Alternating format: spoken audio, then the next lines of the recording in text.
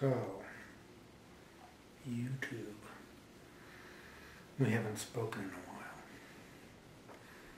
Inexplicably, however, I have like 200 subscribers now. That's really weird.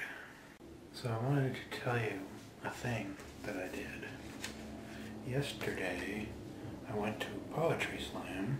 It was the season opener of the regular Poetry Slam thing. And they had a guest poet. Her name is Tristan Silverman. She's from Chicago.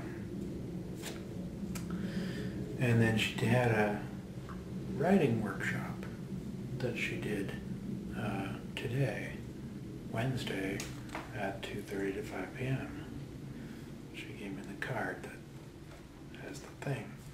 Then she has a show tomorrow, Thursday, at 10 p.m. at Granite Lake Bowl. I'm not going to be able to go to that, unfortunately, but I did go to her writing workshop. There's a cat on the chair over there, and he made a noise and it just distracted me. So, I want to show you something.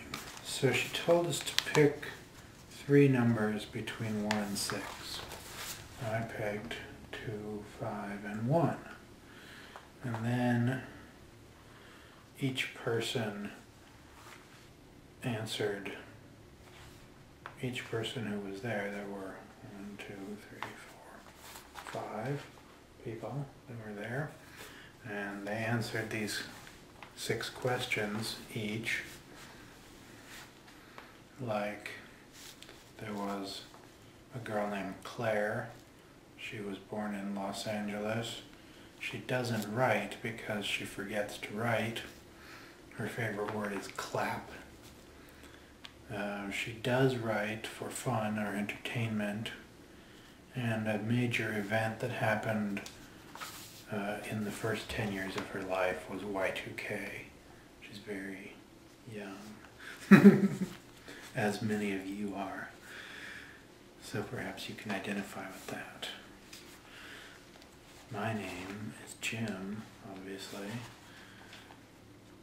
I don't write because I don't know what to say, but I do write because I enjoy the process of writing. My favorite word is mellifluous. I was born in Minneapolis, and an event that happened was that the Twins won the World Series in 1987. So we did that with all 5 of us. And then we took 3 of them and did the second, and then, you know, the 3 numbers I picked, the 2, 5, and 1. I picked the question number 2, 5, and 1 from 3 people. And then, so if one of the questions was the person's name, and so then you're supposed to change the name, give them a different name. Simple.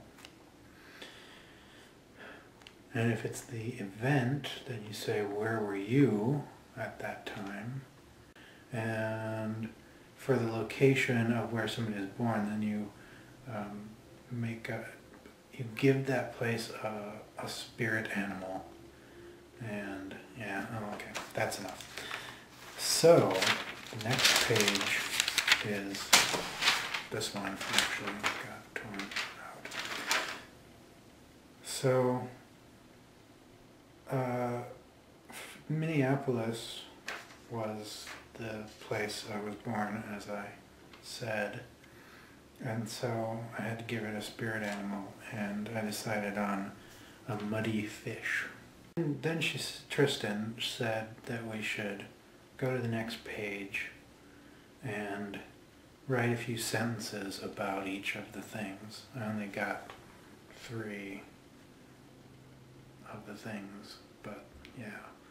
So I started with Minneapolis, and I wrote, Minneapolis has a muddy fish in its muddy river because when I was a kid, I went for a bike ride with my dad, and we trespassed on the Stone Arch Bridge.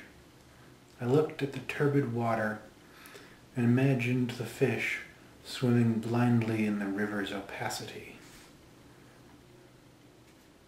Tristan liked that. So she said to just free write some more about that.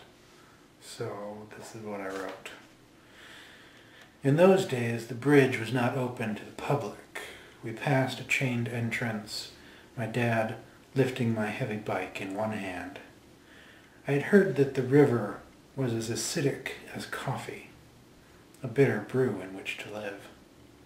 My dad told me that it used to be a train bridge. The deck was covered in rocks, like those around the train tracks by my house. But the wood and steel, the ties and rails were long gone. It was all stone and water, as it had always been. The stone of the arches is limestone, like the crumbling foundations of so many old houses in Minneapolis.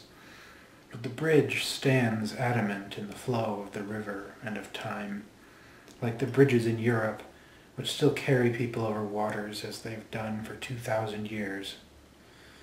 I've always loved bridges, been fascinated by their architecture, the different forms they take, from the King Post Truss to the greatest suspension bridges in the world. Not bad for a first draft, I guess. So, I want to do some more with that. I want to maybe rewrite it and bring it back. See, I got off onto a thing about the bridges, and I want to bring it back and have a little more about my dad or something. So I gotta figure that out. But yeah, I just wanted to share that with you.